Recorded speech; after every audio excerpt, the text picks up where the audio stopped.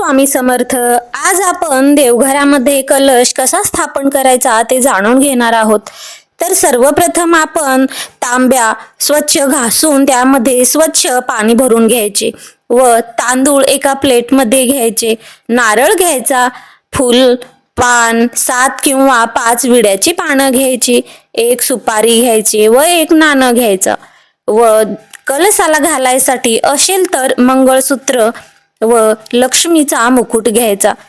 तर कलश हा देवघरामध्ये कुलदेवतेच्या डाव्या बाजूला स्थापन करायचा असतो.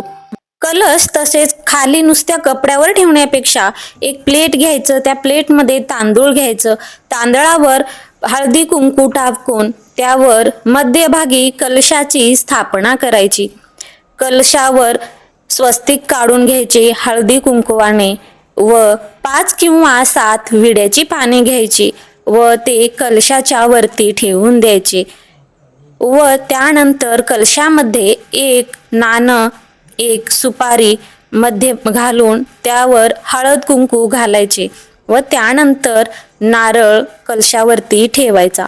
नारळ अशा पद्धतीने ठेवायचा की नारळाचा टोकदार भाग वरच्या बाजूने असला पाहिजे व त्यानंतर नारळाला हळदी कुंकू लावून माझ्याकडे मी जे मुकुट आहे आणि मंगळसूत्र आहे ते घातलेलं आहे. तुम्ही जर नसेल तर ते नाही घातलं तरी चालतो.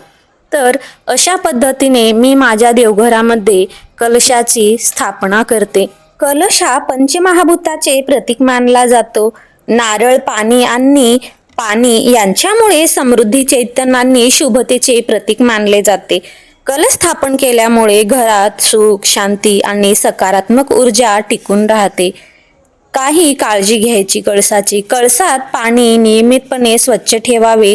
कलश अस्वच्छ किंवा रिकामा ठेवू नये. कलश कधी स्थापन करायचा तर आठवड्याच्या शुक्रवारी, मंगळवारी किंवा नवरात्र, गुरुपुष्यामृत योग या दिवशी देवघरामध्ये कलशाची स्थापना करायची. मी दिलेली माहिती तुम्हाला आवडली असेल तर माझ्या चॅनलला लाईक, शेअर आणि सबस्क्राईब करायला विसरू नका. श्री स्वामी समर्थ.